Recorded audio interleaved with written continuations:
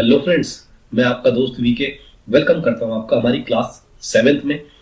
तो फ्रेंड्स, कल हमने क्लास 6 में क्या सीखा था उसका एक छोटा सा ओवरव्यू कर लेते हैं। उसके बाद आज हम चलते हैं अपनी क्लास 7th में और कंपनी का जो मेन फंडामेंटल है वो कहां पर मिलता है उसकी आज हम जानकारी प्राप्त करेंगे। तो फ्रेंड्स, जैसे कि कल हमने रिलायंस की बात की थी, अगर हम स्क्रीनर पर जाकर आर भी लिखते हैं तो सबसे पहले आता है रिलायंस इंडस्ट्रीज लिमिटेड, उस पर क्लिक करते हैं। तो हमें क्या करना था, सबसे पहले राइट हैंड साइड में उसके की पॉइंट्स पे जाकर रीड मोर जो ऑप्शन यहाँ पर कर्सर आपको मेरा दिखा होगा, यहाँ पर जाना था। सेकंड में हमें उस जिस भी कंपनी के बारे में हमें पता करना है उसकी वेबसाइट पर जाना था। वेबसाइट से बहुत कुछ जानकारी मिल जाती है दोस्तों। उसके बाद हमें जाना था यहाँ पर पीयर कंपैरिजन में और अदर कंपनियों के साथ उसका कंपैरिजन करना था कि जिस सेक्टर या जिस इंडस्ट्रीज को हम देख रहे हैं उसमें क्या हमारे जो स्टॉक हमने चूज किया है वो उनके कंपैरिजन में महंगा है या सस्ता है। तो रिलायंस अभी महंगा है, हमने कल पता किया था। उसके बाद ये हमने सीखा था कि इसमें स्टैंड अलोन क्या होता है और कंसोलिडेटेड फिगर्स क्या होते हैं। आज हम इसकी थोड़ी डेप्थ नॉलेज प्राप्त करेंगे, बट मैं कल का ओवरव्यू दे रहा हूँ और ये हमारा वो क्वार्टरली रिजल्ट था दोस्तों। ये ईयर ऑन ईयर बेसिस का रिजल्ट है पूरे कंपनी के प्रॉफिट एंड लॉस। उसके बाद हमने बैलेंस शीट को भी नहीं छेड़ा था, रेशियोज को नहीं छेड़ा था। फिर हमने बात की थी शेयर होल्डिंग पैटर्न की, क्योंकि शेयर होल्डिंग पैटर्न जानना दोस्तों बहुत ज्यादा आवश्यक है। अगर हमें शेयर होल्डिंग पैटर्न का पता ही नहीं होगा तो बीच में बहुत बड़ा गेन भी हो सकता है और आपने जिस कंपनी पे अच्छा समझकर पैसा लगाया था वो कंपनी बिल्कुल डाउन भी जा सकती है because of share holding pattern. क्योंकि कभी कभार प्रमोटर अपने शेयरों को प्लेज्ड कर देते हैं। प्लेज्ड का मतलब शेयर गिरवी रख दिए, क्योंकि कर्जा लेने के दो तरीके हैं दोस्तों। एक तो आप डायरेक्ट जाइए बैंक से और कर्जा उठा लीजिए, यानी कि उनसे आप इंटरेस्ट रेट के हिसाब से लोन ले लीजिए। बट एक तरीका ये भी है कि जो मेन प्रमोटर्स है वो अपने शेयरों को गिरवी रखकर या फिर उसको बोलते हैं प्लेज्ड करना, उसको गिरवी रखकर माल उठा लेते हैं, यानी कि पैसा उठा लेते हैं या कोई प्रोडक्ट उठा लेते हैं और जैसे ही उसका रेवेन्यू आना स्टार्ट होता है तो धीरे धीरे अपने शेयर वापस खरीद लेते हैं। बट ऐसा कोई कंफर्मेशन नहीं है ना कि आपने एक बिजनेस सोचा और वो 100% चलेगा। तो उसके लिए ही हमें यहाँ पर शेयर होल्डिंग पैटर्न को हमेशा देखते रहना चाहिए। हर क्वार्टर में तो एटलीस्ट देखना ही देखना चाहिए अगर आपने किसी शेयर में पैसा लगा रखा है। और उसके साथ साथ जितनी पब्लिक कम हो उतना ठीक है, जितने FIIs, DIs और गवर्नमेंट और प्रमोटर उतना बेटर शेयर माना जाता है।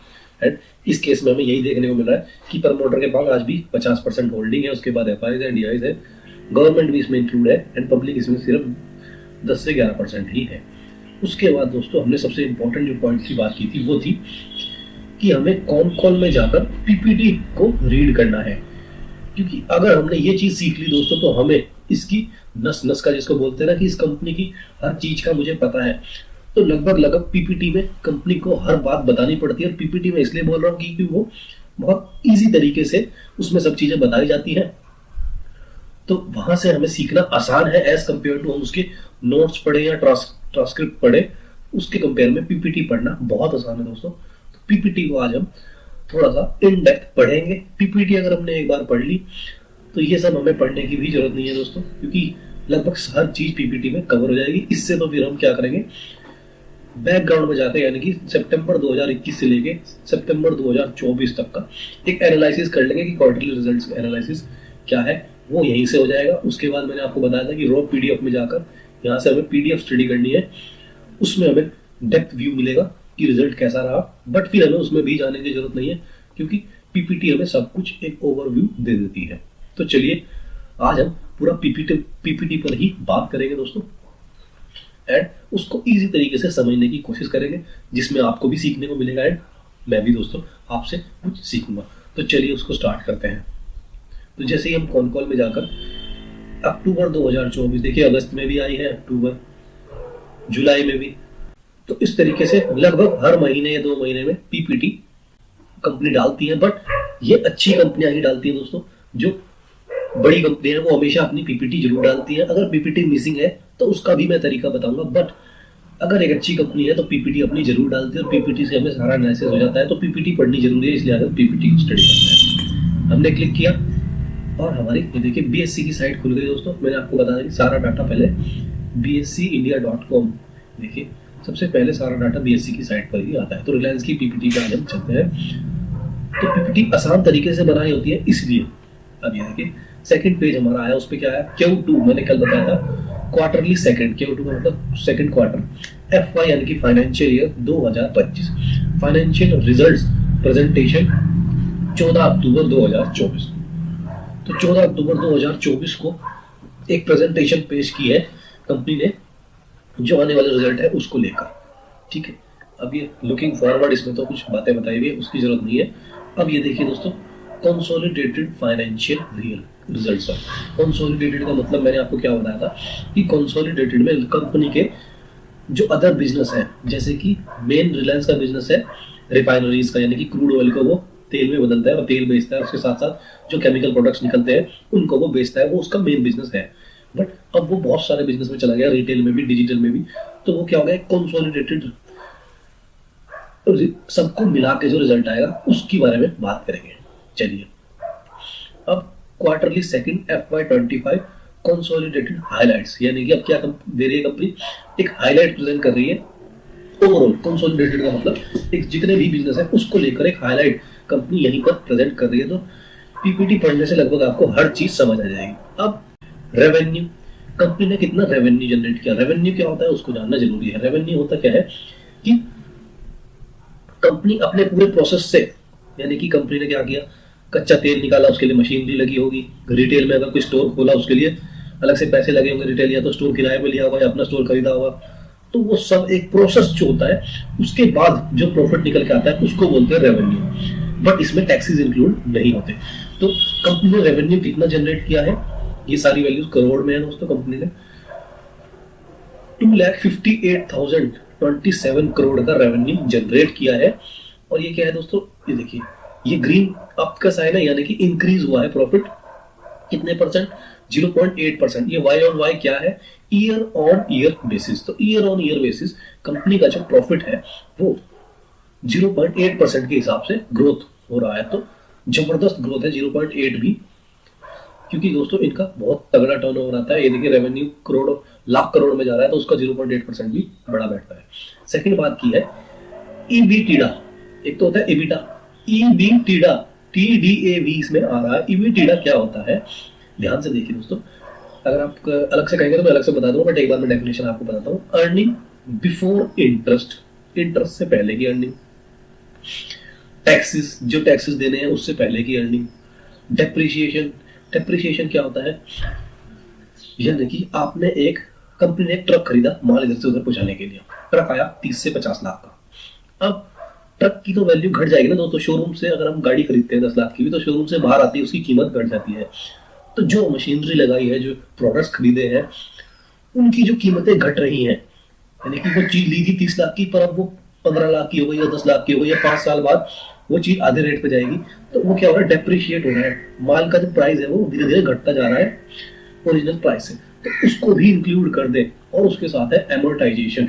एमोर्टाइजेशन का मतलब कि कंपनी ने बैंक से मान लीजिए उदाहरण के रूप में लोन ले लिया। अब लोन ले लिया तो किस्तें बनेगी। अब किस्तों के द्वारा दिया गया पैसा धीरे धीरे कंपनी के अकाउंट से घट रहा है। और क्या वो किस्तें स्टेप बाय स्टेप, यानी कि हर किस्त अच्छी तरीके से चुकाई जा रही है और उसमें जितना पैसा जा रहा है उसी को एमोर्टाइजेशन बोलते हैं दोस्तों। तो ईबीटीडा अलग है और ईबीटा अलग है। तो ईबीटीडा हमें सारी बात, यानी कि जितने भी टैक्सेस या बाहर से पैसा कंपनी के हाथ से जो जा रहा है वो सब काटने के बाद कितनी अर्निंग बचती है, काटने से पहले कितनी अर्निंग बचती है, वो है दोस्तों अर्निंग बिफोर। तो वो बचती है 43,934 करोड़। अब ईयर ऑन ईयर बेसिस देखें तो 2% की घटती है, यानी कि ईबीटीडा अर्निंग जो है सब कुछ काटने से पहले की वो घटी है।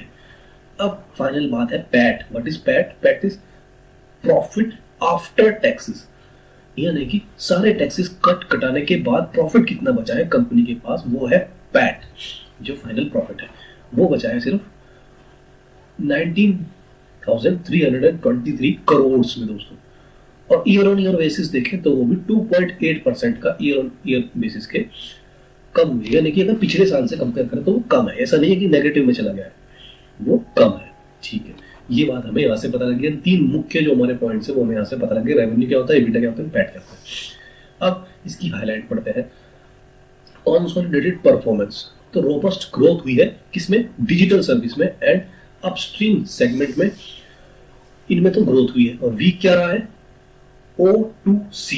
O2C क्या है दोस्तों, ऑयल टू केमिकल का जो बिजनेस है कंपनी का वो थोड़ा कमजोर रहा है, और जो कंपनी का डिजिटल सर्विस का बिजनेस है वो काफी उसमें अच्छी ग्रोथ देखने को मिली है। तो यहीं से हमें सारी बातें पता लग जाएंगी। सेकंड पॉइंट में बात की है study quarter for retail with focus on enhancing customer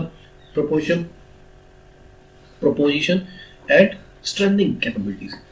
तो रिटेल को लेकर कैसा रहा है, रिटेल को लेकर स्टडी रहा है क्वार्टर, यानी कि जो के तू रहा है, ज्यादा चेंजेस नहीं आए हैं, रिटेल बिजनेस जैसा चल रहा था वैसे चल रहा है। थर्ड पॉइंट में बात की है strong growth in digital service with improve ARPU, यानी कि average revenue per user. ARPU की फुल फॉर्म है दोस्तों, मैं दिखा भी देता हूँ गूगल पर जाकर। ARPU stands for average revenue per user, यानी कि डिजिटल बिजनेस है तो इसमें यूजर सबसे बड़ा, यूजर कौन है, हम लोग इसमें सबसे बड़ा रोल प्ले करते हैं। तो ग्रोथ हुई है एवरेज रेवेन्यू पर यूजर में and positive momentum in FTTH। FTTH का मतलब फाइबर, जो भी जियो फाइबर जैसे चलता है ना, तो जो फाइबर टू दी होम, घर में जो भी कंपनी फाइबर पहुंचा रही है तो उसमें एक अच्छा मोमेंटम अब देखने को मिला है कंपनी के द्वारा। तो यहाँ से क्या समझ आ रहा है दोस्तों कि ऑयल टू केमिकल बिजनेस तो थोड़ा कमजोर पड़ा है, बट और रिटेल का बिजनेस भी ठीक ठाक है, बट इंप्रूव किसमें देखने को मिला है हमें, डिजिटल सर्विस में। जैसे जियो फाइबर हो गया, जियो 5G नेटवर्क हो गया, और जियो सिम से रिलेशन हो गई, जियो के स्मार्टफोन आते हैं, तो डिजिटल जितना सर्विस है इनकी उसमें बहुत अच्छी ग्रोथ देखने को मिली है। ये बात हमें यहीं से समझ आ गई, पहले ही PPT के 1-2 पेज से ही हमें समझ आ गई। अब फोर्थ पॉइंट में बात की है oil to chemical performance impact unfavourable demand supply fundamentals. तो उतने ज्यादा फेवरेबल नहीं रहे हैं जो भी डिमांड और सप्लाई के फंडामेंटल्स हैं किसमें, O2C का मतलब oil to chemical business, leading to sharp decline in fuel cracks and downstream margin.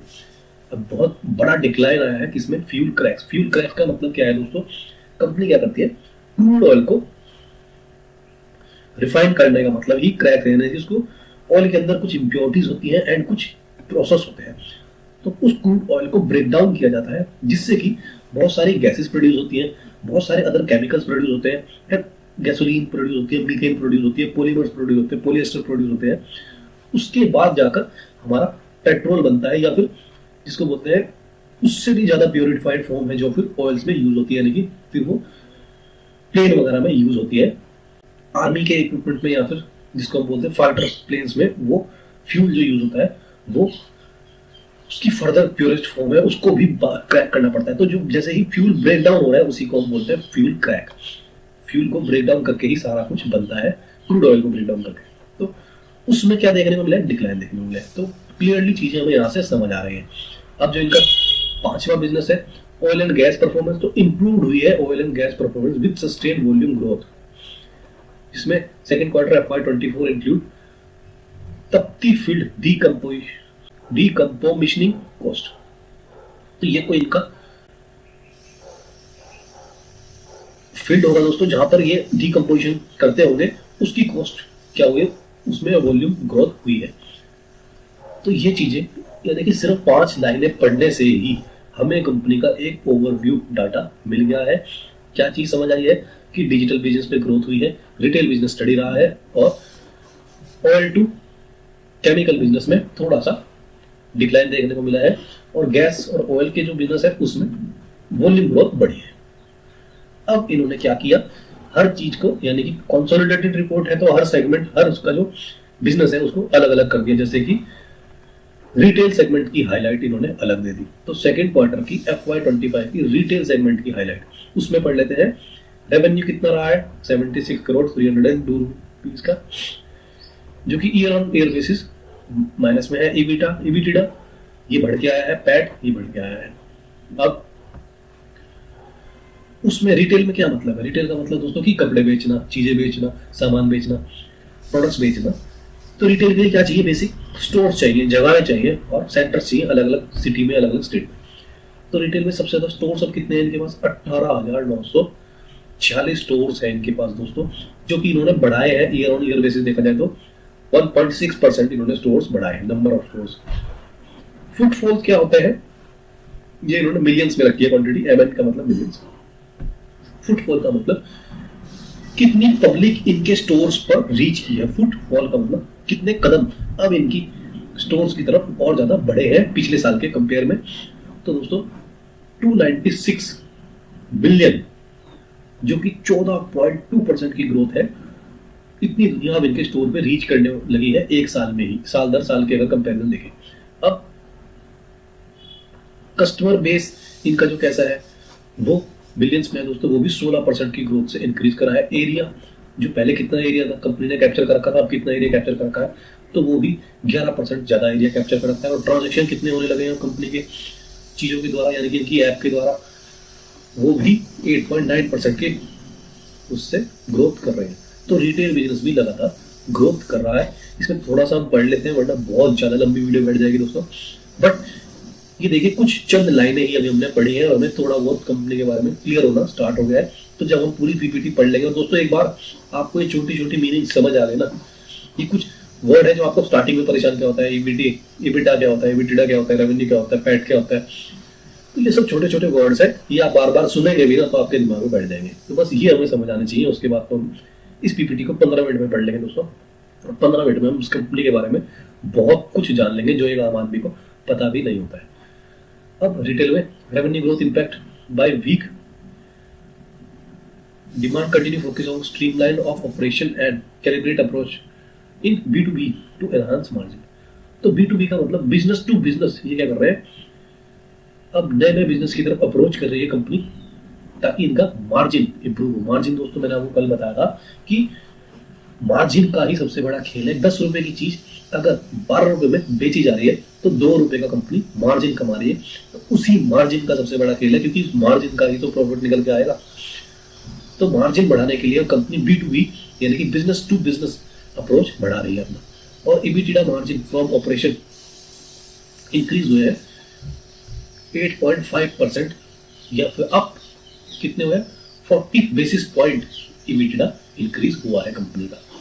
अब scaling up digital commercial capabilities and research, अब क्या कर रहे हैं, डिजिटली अपना कमर्शियल कैपेबिलिटीज को ये स्केल कर रहे हैं और ज्यादा रीच कर रहे हैं। डिजिटल कैसे, यानी कि साइटों के द्वारा, जैसे जियो मार्ट अब की ऑफिशियल साइट आ गई है, उसमें आप जाकर शॉपिंग कर सकते हैं, और उसके साथ साथ इनके प्रोडक्ट आप फ्लिपकार्ट, अमेजोन, इस तरीके से अब ये डिजिटल जो इनका कमर्स साइट है उनके द्वारा अपना बिजनेस को बढ़ाना चाह रहे हैं।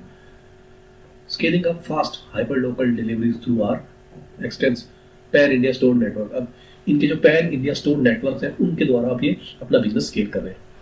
और आजियो भी दोस्तों इन्हीं का प्रोडक्ट है। Ajio strengthening it's portfolio through new brands launch, Ajio ने ही अपने 3 नए ब्रांड लॉन्च किए हैं दोस्तों, जिसमें सबसे पहला है ASOS के नाम से, सेकंड है H&M के नाम से, एंड थर्ड है टिम्बरलैंड के नाम से। उसके बाद youth focused fashion format Yousta, जिसको यूथ फोकस्ड फैशन फॉर्मेट बोलते हैं, scaled to 50 store within a year of launch. तो योस्टा इनकी एक फैशन फॉर्मेट है, वो भी उसमें भी इन्होंने 50 नए स्टोर्स खोले हैं एक साल के अंदर में। तो इतनी तेज रिटेल का बिजनेस भी हम बढ़ाते जा रहे हैं। और consistent movement in B2C, business to customer, consumer बोलते हैं वैसे, कंज्यूमर कौन, हम लोग। तो business to consumer operation matrix को ये लगातार मोमेंटम देखते जा रहे हैं। Support future growth and market leadership, तो रिटेल का बिजनेस भी इनका अच्छा खासा काम कर रहा है, ये बात हमें यहाँ से समझ आ गई। उसके बाद digital service segmented highlight, digital service जिसमें हमें पता लगा कि सबसे ज्यादा तो डिजिटल सर्विस ही ग्रोथ कर रहा है। तो देखते हैं कितनी ग्रोथ कर रहा है। रेवेन्यू बढ़ा है 17%, बहुत पैट का दोस्तों, year on year basis 17% revenue बढ़ा है। EBITDA भी 17% बढ़ा है, पैट तो 23% बढ़ के आया है दोस्तों। प्रॉफिट आफ्टर टैक्स तो 23% इस बिजनेस में बढ़ के आया है। तो डिजिटल बिजनेस कमाल कर रहा है रिलायंस का। अब एनुअल ARPU हमने क्या देखा था कि एवरेज रेवेन्यू पर यूजर वो कितना बढ़ गया है 7%, और सब्सक्राइबर मिलियंस में कितने बढ़े, 4.2% के हिसाब से सब्सक्राइबर बढ़े। थोड़ा सा इसके बारे में जान लेते हैं। Strong revenue growth led by scaling up digital service and partial impact on traffic hike. तो आपको पता ही है दोस्तों, सब ट्रैफिक हाइक्स हो चुके हैं, यानी कि जो रिचार्ज के रेट थे वो सब बढ़ चुके हैं। तो उसके कारण भी कंपनी पे बहुत तगड़ा इम्पैक्ट पड़ा है। कंपनी बहुत ज्यादा प्रॉफिट में आई, क्योंकि जो काम पहले 10 रुपए में हो रहा था, अब कंपनी को उसी के 12 रुपए मिल रहे हैं। तो ट्रैफिक हाइक होने के कारण भी कंपनी पे बहुत अच्छा प्रॉफिट अब निकल के आएगा इस साल से ही, और पहले से ही बहुत अच्छा रेवेन्यू ग्रोथ कंपनी दिखा रही है। और EBITDA में भी expansion drive bye healthy revenue growth. EBITDA में बहुत अच्छी ग्रोथ देखने को मिली है, ये बात हमें यहाँ से भी समझ आ रही है। उसके बाद continue strengthening of growth subscription, जो इनके सब्सक्रिप्शन है, जैसे जियो फाइबर का सब्सक्रिप्शन है, जियो के कुछ सब्सक्रिप्शन है जिसमें सारे हमें OTP ऐप भी मिल जाते हैं, उस सब्सक्रिप्शन में भी बहुत ज्यादा बढ़ोतरी देखने को मिली है। और SIM consolidation led to higher crunch during second quarter, और सिम में भी बढ़ोतरी देखने को मिली है सेकंड क्वार्टर में। और ट्रैफिक डाटा तो दोस्तों 24% के हिसाब से ईयर ऑन ईयर बेसिस बढ़ गया है, जो कि 45 बिलियन GB हो गया है। और इसमें क्या मिक्स्ड है, higher mix of 5G and home subscriber. तो यानी कि जियो फाइबर बढ़ गए और 5G नेटवर्क वाले सिम बहुत ज्यादा बढ़ गए। कितने बढ़ गए, 24% ईयर ऑन ईयर बेसिस पे। और 148 million subscriber migrate to Jio 5G network. ये वो बंदे हैं जो या तो पोर्ट कराया गया है या फिर नया सिम खरीदा है, जो कि जियो 2 5G नेटवर्क यूज कर रहे हैं। वो कितने हैं, 148 मिलियन सब्सक्राइबर है। तो दोस्तों कमाल का इन्होंने ग्रोथ दिखाई है डिजिटल बिजनेस में। Strong quarter for home content, fast growing fixed wireless operation global with 2.5 million Jio Air fibre connection. तो सबसे ज्यादा तो यही चीज बढ़ रही है दोस्तों, क्योंकि क्या हो रहा है, एक घर में अब एंड्रॉइड टीवी आ गया है, कुछ ऐसे इक्विपमेंट्स आ गए हैं जो वाईफाई के द्वारा ही चलते हैं घर में। तो कंपनी अब क्या प्रोवाइड कर रही है, जियो फाइबर, जो कि आराम से लगाइए और बहुत सस्ते में 350 या 395 रुपए का महीने का रिचार्ज है, जिसमें आपको 30 Mbps की स्पीड आती है। तो वो बहुत ज्यादा तेजी से सिटीज में और गांव तक में भी अब वो पहुंच गया है। तो दोस्तों वो बहुत तेजी से ग्रोथ कर रहा है, ये बात हमें यहीं से पता लग गई। अब O2C सेगमेंट में डिक्लाइन आया था, तो वो यहीं से हमें पता लग जाएगा। O2C सेगमेंट यानी कि OL2 केमिकल सेगमेंट, इसमें रेवेन्यू क्या रहा, इसमें रेवेन्यू तो बढ़ के आया, बट EBITDA इसमें 23% के हिसाब से नेगेटिव आया। ये बात हमें पहली लाइन से पता लग गई थी, यानी कि जब हमने PPT का पहला पेज पढ़ा था उससे हमें पता लग गई थी। तो इसको इस तरीके से दोस्तों हम चीजों को पढ़ सकते हैं अगर पूरा हम बैठ गए, क्योंकि इसमें ना लगभग मैं आपको दिखा दूं, इस PPT में लगभग 50 पेजेस है। तो 50 पेजेस तो 3 वीडियो में भी खत्म नहीं होंगे अगर हम लाइन बाय लाइन पढ़ेंगे। तो हमें ओवरऑल जानकारी लेनी थी, ओवरऑल जानकारी हमें यहाँ से मिल चुकी है। क्या मिल चुकी है दोस्तों, कि इनका जो डिजिटल बिजनेस है वो बहुत तेजी से ग्रोथ कर रहा है, रिटेल बिजनेस भी अच्छा खासा कर रहा है। अभी के लिए क्वार्टरली वाइज अगर देखें तो O2C बिजनेस यानी कि ऑयल टू केमिकल बिजनेस थोड़ा ढीला पड़ा हुआ है, and oil and gas segment भी अच्छा इनका कर रहा है। और ये बात हमें यहीं से अगर पढ़े लेफ्ट साइड से ही या फिर राइट, दोनों पढ़ ले तो बहुत आसान हमें क्लियर हो जाएगा कंपनी का सारा मैटर। अब ये आ गया दोस्तों consolidated financial results Q2 FY25 में। कंसोलिडेटेड यानी कि सब मिलाकर जो रिजल्ट आया था वो यही आया था दोस्तों। रेवेन्यू बढ़ा है क्वार्टर ऑन क्वार्टर बेसिस पे, QOQ का मतलब क्वार्टर ऑन क्वार्टर, YOY का मतलब ईयर ऑन ईयर। तो रेवेन्यू तो बढ़ा है 0.1% एंड 0.8%। EBITDA क्वार्टरली बेसिस पर तो 2.8% बढ़ा है, और ईयरली ऑन ईयर बेसिस पर थोड़ा सा घटा है। फाइनेंशियल कॉस्ट कितनी आई है, जितना भी हमने कंपनी ने पैसा लगाया है वो कॉस्ट कितनी आई है, वो भी बढ़ के आई है दोस्तों। तो कंपनी पैसा और ज्यादा लगा रही है। डेप्रिसिएशन मैंने आपको बता दिया कि एक प्रोडक्ट खरीदा कंपनी ने, एक ट्रक खरीदा, अब वो ट्रक तो शोरूम से बाहर निकल के आधे रेट का हो गया। तो डेप्रिसिएशन, कंपनी ने मशीनरी लगाई है, कंपनी ने जगह खरीदी है, या फिर कंपनी ने कोई भी सामान ऐसा खरीदा है जो जिसके रेट धीरे धीरे घटते जा रहे हैं, तो डेप्रिसिएशन भी क्वार्टरली बेसिस पर देखा जाए तो माइनस के 5.3% है, एंड ईयरली बेसिस पर देखा जाए तो 2.3% का डेप्रिसिएशन हो रहा है। PBT प्रॉफिट बिफोर टैक्सेस, ये प्रॉफिट आया है बिफोर टैक्सेस का। ईयर ऑन ईयर बेसिस तो कम आया है, बट क्वार्टरली बेसिस अच्छा आया है। टैक्सेस कितने लगे हैं, 2.6% क्वार्टरली बेसिस, और 11% -11%, यानी कि पहले के मुकाबले अब टैक्सेस कम लगे हैं। और प्रॉफिट जो निकल के आया है PAT, प्रॉफिट आफ्टर टैक्स कितना निकल के आया है, क्वार्टरली बेसिस तो 10% का प्रॉफिट निकल के आया, बट ईयरली बेसिस हम देखें तो हमारा प्रॉफिट पिछले साल के कंपेयर में कम आया है। इस तरीके से हम चीजों को पढ़ सकते हैं। यही चीज अब उन्होंने ग्राफ के रूप में दोस्तों हमें समझा दी है। ये देखिए सेकंड क्वार्टर FY24 का ग्राफ है और ये सेकंड क्वार्टर FY25 का ग्राफ है। ये देखिए कंपैरिजन कर रखा है ये वर्सेस ये। तो जो भी EBITDA का कंट्रीब्यूशन रहा है किस किस में, O2C में कंट्रीब्यूशन नेगेटिव रहा है, ऑयल एंड गैस में थोड़ा बढ़ गया है, रिटेल में थोड़ा बढ़ गया है, डिजिटल सर्विस में सबसे ज्यादा कंट्रीब्यूशन कंपनी का देखने को मिला है। अदर्स, कुछ अदर्स में क्या चीज आएगी, मान लीजिए कंपनी के पास एक स्टोर पड़ा था खाली, अब वो कंपनी ने किराए पे दे दिया, या फिर कोई लैंड पड़ा था, कोई प्रॉपर्टी पड़ी थी, वो कंपनी ने किराए पे दे रखी है, या कुछ प्रोडक्ट ऐसे हैं जो कंपनी किराए पर देती है और उनसे पैसा आता है, तो वो अदर्स में आ जाते हैं। तो ओवरऑल कंपनी ने सबसे ज्यादा ग्रोथ किसने किया, डिजिटल बिजनेस में। और अगर ये अब कंट्रीब्यूशन देख रहे हैं ये क्वार्टरली सेकंड का FY25 का वर्सेस फर्स्ट क्वार्टर का FY25 का, फर्स्ट क्वार्टर से कंपेयर करें तो सेकंड क्वार्टर का काफी अच्छा देखिए EBITDA का कंट्रीब्यूशन रहा है, इसमें ग्रोथ हमें बढ़ के दिख रही है और अदर्स भी बहुत ज्यादा बढ़ गया है। डिजिटल सर्विस तो बहुत अच्छा काम कर ही रही है, रिटेल भी ठीक कर रहा है, ऑयल एंड गैस भी ठीक कर रहा है, बस O2C बिजनेस ही थोड़ा सा काम कम कर रहा है दोस्तों। बैलेंस शीट, इसको हम दोस्तों जब हम बैलेंस शीट को सीखेंगे तब हम इसको पढ़ेंगे, वरना आप बहुत ज्यादा कंफ्यूज हो जाओगे एक ही दिन में इतने सारे वर्ड्स को समझकर।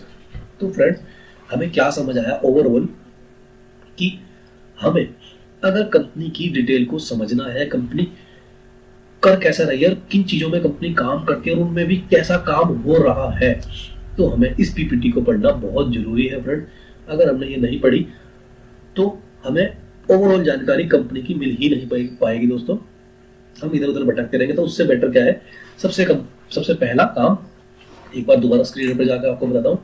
सबसे पहला काम है, यहाँ पर ऊपर हम जा रहे हैं, यहाँ देखिए अबाउट में सबसे नीचे की पॉइंट में रीड मोर, तो यहाँ से ओवरऑल पता लग जाएगा। उसके बाद वेबसाइट के बाद डायरेक्ट हम पीपीटी पे आ जाए, तो पीपीटी स्टडी करें। पीपीटी हमने अभी थोड़ी बहुत ही स्टडी की और हमें लगभग कंपनी की हर चीज का लगभग पता लग गया दोस्तों कि किन चीजों में काम कर रहे हैं, किस में बिजनेस अच्छा हो रहा है, किस में बिजनेस बेकार हो रहा है, बेकार भी क्यों हो रहा है, उसके बारे में भी कंपनी ने जानकारी दी है। तो लगभग सारी पीपीटी अगर हम पढ़े, मान लीजिए हम रिलायंस की पीपीटी स्टार्टिंग से पढ़ रहे होते दोस्तों, तो हम इतने ज्यादा कॉन्फिडेंस से बोल सकते थे कि जहां मैंने पैसा लगाया है वो कंपनी अब ये काम कर रही है, यहाँ पर उसमें बिजनेस अच्छा हो रहा है और इस सेगमेंट में उसका बिजनेस थोड़ा खराब चल रहा है। अब ऐसा नहीं है दोस्तों कि O2C यानी कि ऑयल टू केमिकल बिजनेस खराब चल रहा है तो वो खराब ही चलता रहेगा, नहीं, वो क्या पता अगले साल या फिर अगले क्वार्टर ग्रोथ कर जाए, तो उसके बारे में कहां से पता लगेगी वो भी हम बात करेंगे दोस्तों। तो ये देखिए कंपनी ने अब डिजिटल सर्विस में क्या क्या चीजें कंपनी प्रोवाइड करती है ये भी बताया हुआ है। 5G प्रोवाइड करती है, उसके साथ माइग्रेशन नेटवर्क स्किलिंग भी प्रोवाइड करती है और लेयर सेगमेंट भी कंपनी काम कर रही है। और अब किस चीज में कंपनी इंप्रूव कर रही है उसके बारे में बताया, यानी कि 20 to 40% इंप्रूवमेंट देखने को मिला है इन बैटरी लाइफ ऑफ डिवाइसेस। तो जो भी कंपनी डिवाइस देती है, जैसे कंपनी मोबाइल भी बनाती है दोस्तों, क्योंकि जियो भारत के नाम से मोबाइल आया था और वो चले भी अच्छे खासे, छोटे मोबाइल है, सस्ते मोबाइल है, तो उसमें बैटरी लाइफ कंपनी दे रही है बढ़ा के। बहुत सारे प्रोडक्ट हैं जिसमें बैटरी की जरूरत पड़ती है, तो उसमें बैटरी लाइफ कंपनी बढ़ा के दे रही है। State of the art location accuracy, अब कंपनी क्या कर रही है, एक ऐसा मैप के द्वारा या जिस मर्जी के द्वारा दोस्तों क्या कर रही है कि positioning accuracy up to 10 metre on Jio 5G network. यानी कि अगर आपको किसी का घर भी देखना है ना मैपिंग के द्वारा, तो अगर आप जियो 5G यूज कर रहे हैं तो आप उसके 10 मीटर बस दूरी रह जाएगी, यानी कि बंदा भी आपको खड़ा हुआ दिख जाएगा।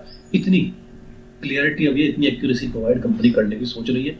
और प्रोग्रामेबल नेटवर्क में कंपनी क्या काम कर रही है, बीट को मैनेज कर रही है, ट्रैफिक स्केलिंग मैनेज कर रही है, AI पर काम कर रही है, ML बेस्ड एनर्जी एफिशिएंसी को बढ़ा रही है। उसके साथ साथ कस्टमर एक्सपीरियंस मैनेजमेंट को भी कंपनी सुधार रही है। Advance analytic use cases such as automated RCA and RFC, इसके बारे में दोस्तों ज्यादा मैं जानता नहीं, ग्रिड लेवल एक्सपीरियंस, इन सब चीजों को भी कंपनी बढ़ा रही है। और जो भी कंपनी के जो प्रीमियम यूजर है उसको आप घर बैठे ही, यानी कि आप सिम आपका ऑनलाइन ऑर्डर हो जाएगा, देखिए free home delivery of SIM, unlimited 5G मिलेगा और सेव अप टू 20%, कंपटीशन से 20% सेव आपको मिल जाएगा अगर आप इसके प्रीमियम यूजर बन जाते हैं। और उसके साथ ही आपको KYC भी घर बैठे ही, यानी कि आपको कहीं सेंटर पे जाने की जरूरत नहीं, घर बैठे ही आपको KYC करने का मौका मिल जाएगा। पोर्ट कराना हो, नया सिम लेना हो तो घर बैठे ही KYC आप कर लीजिए, आपको किसी भी दुकान पे जाने की जरूरत नहीं है। तो ये कुछ कंपनी ने अपने डाटे दिए है कि हम किस तरीके से काम कर रहे हैं। अब Jio Air Fiber further accelerated home connection, यानी कि जियो एयर फाइबर लगातार अपने होम फाइबर कनेक्शंस को बढ़ाता जा रहा है। देखिए दिसंबर 2023 में इतने थे, मिलियंस में है डाटा दोस्तों, मार्च 2024 में इतने, जून 2024 में 1.2 एंड सितंबर 2024 में 1.8 मिलियन वायरलेस कनेक्शन कंपनी लगा चुकी है घर घर जाकर। देखिए कितनी तेजी से कंपनी ग्रोथ कर रही है डिजिटल बिजनेस में खासकर। उसके साथ ही Jio continue to agreement and innovate home offering. उसके साथ साथ ही ये देखिए दोस्तों बहुत बढ़िया कंपनी ने एक ऑफर लाया है कि ऑफर क्या कि जियो टीवी प्लस ऐप आ गई है, now available for free download on all LED smart TVs. तो अब एलईडी स्मार्ट टीवीज में भी जो जियो टीवी चलता नहीं था, तो इनकी ऐप आ गई है जियो टीवी प्लस। अब ये सारे स्मार्ट टीवी में आपको फ्री डाउनलोड करने के लिए मिल जाएगी। तो दोस्तों इससे बढ़िया क्या है, आप घर पे जियो फाइबर लगाइए, अब आपको केबल वाले को पैसे देने की जरूरत नहीं, डिश टीवी लगवाने की जरूरत नहीं, जियो टीवी ऐप डाउनलोड कीजिए और आराम से जो भी आपको देखना है वो अपने स्मार्ट टीवी पे देख सकते हैं आप। तो ये चीजें हमें यहीं से पता लग रही है, यानी कि जो चीज हम स्टोर पे जाकर पूछते थे या फिर अलग अलग जगह से पूछते थे, तो सिर्फ एक पीपीटी पढ़ने से ही हमें सारा कुछ लगभग कंपनी का पता लग रहा है। जियो क्लाउड पे क्या काम कर रही है, तो जियो क्लाउड वो चीज है दोस्तों कि आप अपना डाटा को बैकअप कर सकते हैं और आप 10 साल बाद भी आप उससे निकालेंगे तो आपको आपका डाटा मिल जाएगा, कहीं भी डाटा आपका लॉस नहीं होगा। उसमें कंपनी क्या कर रही है, 100 GB तक आपको फ्री स्टोरेज प्रोवाइड करिए। देखिए लास्ट लाइन में लिखा है empowering every Indian with 100 GB of free storage. तो बहुत तगड़ा काम कंपनी कर रही है। उसके साथ साथ जियो ब्रेन इन्होंने पूरा एक प्लेटफॉर्म बनाया है दोस्तों, जो एआई के रूप में काम करेगा। वो किस चीज में काम कर रहा है, नई एनर्जी में भी काम कर रहा है, टेलीकॉम में भी काम कर रहा है, रिटेल ई कॉमर्स में भी काम कर रहा है, फाइनेंस में भी काम कर रहा है, हेल्थ केयर में भी काम कर रहा है, एग्रीकल्चर में भी काम कर रहा है, मार्केटिंग एंड एडवर्टाइजमेंट में भी काम कर रहा है, एजुकेशन में भी काम कर रहा है, मैन्युफैक्चरिंग में भी काम कर रहा है। तो जियो ब्रेन जो इनका एआई प्लेटफॉर्म है वो इतनी जगह काम कर रहा है। तो ये बात हमें यहीं से पता लग रही है दोस्तों। अब पूरे क्वार्टरली के हाईलाइट इन्होंने दे दिए, वो वैसे हम पढ़ चुके हैं। कस्टमर एंगेजमेंट के बारे में बताया है, वो हम दोस्तों यहीं से इसके ग्राफ हम देख लेंगे तो हमें समझ आ जाएगा कि कस्टमर कितनी तेजी से जियो से जुड़ रहा है। उसके साथ साथ की ऑपरेशन मैट्रिक्स वो हमें यहीं से पता लग गया है। Total customer base, net customer addition, ARPU जो हमने पढ़ा था, annual revenue per user, total data consumption per capital data consumption GB per month के हिसाब से कितना था और कितना बढ़ रहा है क्वार्टरली बेसिस पे, वॉइस ऑन नेटवर्क यानी कि वीडियो कॉलिंग या फिर ऑडियो कॉलिंग कितनी तेजी से जियो सिम्स के द्वारा हो रही है, और पर कैपिटल वॉइस कंजप्शन। ये 3 अलग अलग क्वार्टर कंपेयर करें कंपनी ने, Q2 FY25, Q1 FY25 और Q2 FY24। तो क्वार्टरली और क्वार्टरली बेसिस भी कंपनी ने कंपेयर किया है और FY25 के पहले क्वार्टर से भी कंपनी ने कंपेयर किया है। अब बताया दोस्तों कंपनी ने कि रिलायंस जियो इंडस्ट्रीज लिमिटेड, RJIL रिलायंस जियो इंडस्ट्रीज लिमिटेड का जो पूरा फाइनेंशियल्स है उसमें रेवेन्यू सितंबर 2023 से सितंबर 2024 तक का देखें तो रेवेन्यू लगातार बढ़ रहा है। EBITDA 2023 से लेकर सितंबर 2024 तक का 13,000 से था, आज 15,000 पर खड़ा है। तो दोनों ही लगातार ग्रोथ कर रहे हैं। अब की फाइनेंशियल्स क्या है, ग्रोस रेवेन्यू, ये मैंने बताया दोस्तों, ये कुछ चीजें आपको जब हम फाइनेंशियल रिपोर्ट पढ़ेंगे तब भी समझ आ जाएगा। Operational revenue, gross revenue, EBITDA हम जान ही चुके हैं, EBITDA में कितना मार्जिन कंपनी कमा रही है, T&D हम पढ़ेंगे, EBIT हम पढ़ेंगे, फाइनेंशियल कॉस्ट हम पढ़ेंगे, profit before tax and profit after tax. अब रिलायंस रिटेल बिजनेस में क्या कुछ कंपनी कर रही है वो वैसे हम पढ़ चुके हैं, दोबारा से ये हाईलाइट इन्होंने दिया है परफॉर्मेंस बेसिस पे। उसका पूरा एक इन्होंने हमें पैरामीटर बना के दिया है, वो हम पढ़ेंगे, क्योंकि कुछ चीजें इसमें बीच में हम, जैसे ग्रोस रेवेन्यू अगर मैंने यहाँ बता दिया तो आप उतनी क्लियरली समझ नहीं पाएंगे। तो हम जब कल या परसों ही दोस्तों जब हम वीडियो बनाएंगे तो उसमें हम धीरे धीरे चीजों को समझेंगे, यानी कि एक एक चीज बिल्कुल इजीली तरीके से क्लियर होनी चाहिए, कुछ भी कंफ्यूजन ना हो। ताकि देखिए अगर हमें ये सब चीजें पता है कि ये सब चीजें है क्या, तो हम इस पीपीटी को विद इन 15 to 20 मिनट्स आराम से पढ़ सकते हैं। तो ये सब चीजें, कुछ चीजें तो देखिए इसमें पता लग गई। अब आपको EBITDA पता लग गया, EBITDA मार्जिन पता लग गया, पैट पता लग गया, प्रॉफिट आफ्टर टैक्स, ठीक है, और टोटल EBITDA, इन्वेस्टमेंट इनकम आपको पता है। तो इसमें सिर्फ 2-3 चीजें ही नहीं पता है, ग्रोस रेवेन्यू ही शायद नहीं पता, बाकी सब तो पता है, वो हम आराम से जान लेंगे। बट सिर्फ ग्रोस रेवेन्यू टर्म नहीं होती, बहुत सारी टर्म्स होती है अभी भी। तो अगर अच्छा इन्वेस्टर बनना है तो दोस्तों ये सब टर्म्स आपको स्टेप बाय स्टेप सीखनी होंगी, और धीरे धीरे आप सीखेंगे ना, डेली बेसिस पे आपको दिमाग में खुद ही ये चीजें बैठ जाएंगी, और एक बार ध्यान से समझ लेंगे तो और ज्यादा इजी आपके लिए हो जाएगा। अब क्या कर रही है कंपनी ना, इलेक्ट्रॉनिक्स में भी घुस रही है धीरे धीरे, उसके बेसिस पे कंपनी बता रही है। फैशन एंड लाइफस्टाइल में कंपनी क्या कर रही है उसके बेसिस पे कंपनी बता रही है। इन्होंने कुछ नए स्टोर्स भी खोले, जैसे अरमानी कैफे खोला इन्होंने एक, जो कि बहुत महंगा होगा दोस्तों। और उसके बाद दोस्तों कंपनी का ज्वेलरी का भी बिजनेस है, तो ज्वेल्स में भी कंपनी काम कर रही है। देखिए फोटो भी दी है कंपनी ने। ग्रोसरी में कंपनी क्या क्या कर रही है उसकी जानकारी, पूरा परफॉर्मेंस कैसा है जियो मार्ट का, कस्टमर बेस का, कंज्यूमर बेस का सॉरी। उसके बाद आती है oil and gas. Oil and gas में हम थोड़ा थोड़ा पढ़ चुके हैं, लगभग हर चीज़ में इंप्रूवमेंट ही है। Year on year basis revenue थोड़ा कम है। ईबीटा देखें तो 11% के हिसाब से इंप्रूव है। ईबीटा मार्जिन देखें तो 1300 बेसिस पॉइंट का इंप्रूवमेंट है ईयर ऑन ईयर बेसिस, और क्वार्टरली बेसिस पर देखें तो 70 बेसिस पॉइंट का इंप्रूवमेंट इसमें हमें देखने को मिल रहा है। और इनका जो केजी का मतलब, इनकी एक यूनिट है 6 ब्लॉक में है वो, उसका मैं केजी आपको दिखा देता हूँ दोस्तों। केजी D6 रिलायंस, तो कृष्णा गोदावरी इनकी एक यूनिट है फ्रेंड्स, जिसमें से सारा नेचुरल गैस का प्रोसेस इनका आता है, और वो 6 ब्लॉक में है, तो उसको ये केजी D6 बोलते हैं, ऐसे जैसे लिखा हुआ गूगल पे। तो ये कंफ्यूज होने की जरूरत नहीं है, आप गूगल सर्च भी करेंगे तो आपको इजीली ये चीज़ें मिल जाएंगी। उसमें ये बहुत तगड़ा मार्जिन क्रिएट करते हैं, तो ये बात इन्होंने यहीं पे बता रखी है। अब ओवरऑल ये देखिए चार्ट से हमें चीज़ें थोड़ा ज़्यादा समझ आएंगी। Fuelling India's energy transition, KG D6 हमने पढ़ लिया दोस्तों। कृष्णा गोदावरी 6 ब्लॉक की है, तो केजी D6 इन्होंने नाम दिया है। तो उसमें प्रोडक्शन में कितना इंक्रीज हो रहा है, 4x इंक्रीज इन प्रोडक्शन। कैसे, जो FY21 था यानी कि फाइनेंशियल ईयर 2021 था, और सेकेंड क्वार्टर फाइनेंशियल ईयर 2025 में क्वार्टर ऑन क्वार्टर बेसिस तो थोड़ा घटा है, बट ओवरऑल देखें 21 से 25 तक इसमें 4x की ग्रोथ आई है। ये चीज़ हमें यहाँ से पता लग चाहिए। Global gas and LNG market में अगर हम कंपेयर करें तो ये इन्होंने चार्ट भी यहाँ पर दिया है, और ओवरऑल इन्होंने बात भी बताई है। और इंडिया गैस मार्केट किस तरीके से बूम कर रही है ये इन्होंने चार्ट के द्वारा भी यहाँ पर समझाया है दोस्तों।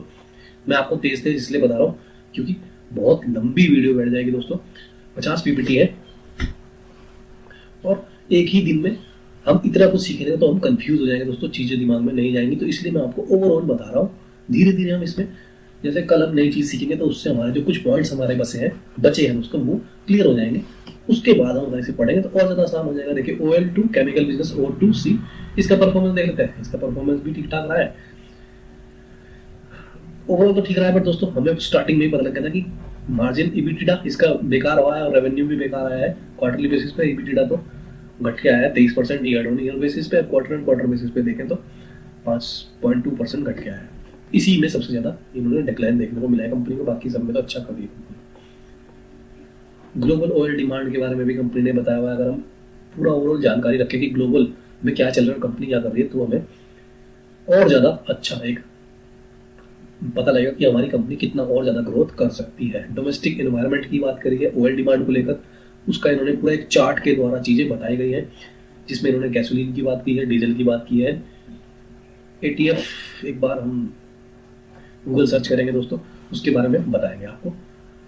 Domestic polymer and polyester demand, मैंने आपको स्टार्टिंग में बताया था दोस्तों, जब भी फ्यूल ब्रेकडाउन होता है तो उसके बाद कुछ केमिकल्स निकलते हैं, पॉलीमर्स निकलते हैं, पॉलिएस्टर्स निकलते हैं, यानी कि कंपनी इन्हें भी बनाती है। तो इसमें कैसे डिमांड चल रही है पूरे डोमेस्टिक में, उसकी पूरा एक ग्राफ कंपनी ने बताया। रीजनल ट्रांसपोर्टेशन फ्यूल क्रैक्स, जो मैंने आपको बताया दोस्तों, ये गैसोलीन निकलती है, उसमें से किरोल निकलते हैं। गैसोलीन का ईयर ऑन ईयर बेसिस क्या है उसके बारे में बताया है। और ये जेट के लिए जो यूज होते हैं ऑयल, वो भी है। ये गैसोलीन आ गई, और गैसोलीन 9(2)R क्या होता है दोस्तों, ये मुझे जानकारी नहीं है, क्योंकि धीरे धीरे जैसे हम पढ़ेंगे तो मैं भी दोस्तों सीखूंगा और आप भी सीखेंगे। बट हमने ओवरऑल कंपनी का अब तक जान लिया है कि कंपनी किस सेगमेंट में अच्छा कर रही है, किस में नहीं कर पा रही है। और ये तो बहुत डेप्थ डिटेल दोस्तों दी हुई है, ये आपको अलग अलग पॉइंट हर कंपनी के उसमें मिलेंगे, बट धीरे धीरे जैसे आप इसमें घुसते चले जाएंगे आपको चीजें क्लियर हो जाएंगी। Q2C बिजनेस डायनामिक्स, तो डिमांड एंड मार्जिन एनवायरनमेंट की बात उन्होंने बताई है। चैलेंजेस क्या आ रहे हैं, क्या वॉलेटिलिटी आ रही है, क्यों बिजनेस इतना अच्छा नहीं चल रहा है, उसकी बात इन्होंने बताई है। अब अंत में पूरी एक फाइनल समरी इन्होंने दी है, इसको भी पढ़ना बहुत ज्यादा जरूरी है। वैसे हम लगभग जान ही चुके हैं कि strong upstream and digital service business legacy offset muted O2C earning. तो डिजिटल बिजनेस में अच्छी खासी अर्निंग हो रही है, बट जो O2C बिजनेस, जो OL2 केमिकल बिजनेस है, उसमें थोड़ा सा कमी देखने को मिल रही है। ऑपरेशन कैश फ्लो जनरेशन में अच्छी वाली स्ट्रेंथ देखने को मिल रही है। एनर्जी बिजनेस में अच्छा कर रही है कंपनी, कंज्यूमर बिजनेस में तो, रिटेल में तो कमाल ही कर रही है कंपनी। तो ये हमने एक पीपीटी को ओवरऑल तरीके से खत्म किया है दोस्तों। इतनी जल्दी इसलिए खत्म किया है क्योंकि वो वीडियो बहुत ज़्यादा लंबी बैठ जाती और सब चीज़ आपके दिमाग के ऊपर से जाने लग जाती फिर। तो फ्रेंड्स, ये थी एक कंपनी सिर्फ रिलायंस की, जिसमें हम आँख मीच के पैसा लगा देते हैं बिना कुछ सोचे समझे। दुनिया ने 20-20 लाख रुपए अपने लगाए हुए हैं दोस्तों। मैंने अपनी आंखों से देख रखा है, उनको 20 लाख का पोर्टफोलियो है, बट उस 20 लाख में उन्हें ये नहीं पता कि चंद शेयरों में तो मैंने पैसा लगाया क्यों है। बस इस दोस्त ने बता दिया था, इस टेलीग्राम चैनल पे मुझे पता लगा, इस न्यूज़ चैनल से मुझे पता लगा। तो फ्रेंड्स, आप खुद सोचिए, अगर हम इस पीपीटी को एक बार पढ़ रहे हैं तो हमें इतनी जानकारी मिल रही है, और अगर हम इस पीपीटी को, जब भी ये नई पीपीटी आए, जब भी उसका रिजल्ट आए, इस पीपीटी को पढ़ें, तब एनालिसिस करें, तो हम उसकी कंपनी की कितनी डेप्थ में हम पहुंच सकते हैं। और हम, जब हमें पता है कि रिलायंस अपने डिजिटल बिजनेस में अच्छा कर रही है, सब कुछ अच्छा चल रहा है, रिटेल बिजनेस भी ये लगातार एक्सपेंड कर रहे हैं, एक पीपीटी पढ़ने से ही हमें ये पता लग गया दोस्तों, तो हम फिर एकदम क्यों बेच दें शेयर को। अगर प्राइस नीचे भी चला गया तो फिर हमारे लिए अपॉर्चुनिटी हो जाएगी ना दोस्तों कि हमसे और ज़्यादा खरीदें, क्योंकि डिजिटल बिजनेस तो बहुत अच्छा कर रहा है। तो इस तरीके से एक इन्वेस्टर सोचता है दोस्तों। वो जो दिखाते हैं, जो असल में दिखाते हैं कि क्या करें, स्विंग ट्रेडिंग कर लें, यहाँ खरीद लें, यहाँ बेच दें। तो स्विंग ट्रेडिंग वालों का जब तक अप ट्रेंड है तब तक तो अच्छा चलता है दोस्तों। जैसे ही डाउन ट्रेंड आता है उनका बहुत बुरा हाल होता है, क्योंकि स्विंग ट्रेडर एक समय में ही सीधा 5 लाख लगा देगा, 1 लाख लगा देगा, और फिर वेट करता है कि कब मेरा प्राइस हिट हो और कब मैं इसमें से पैसा निकाल के निकलूं।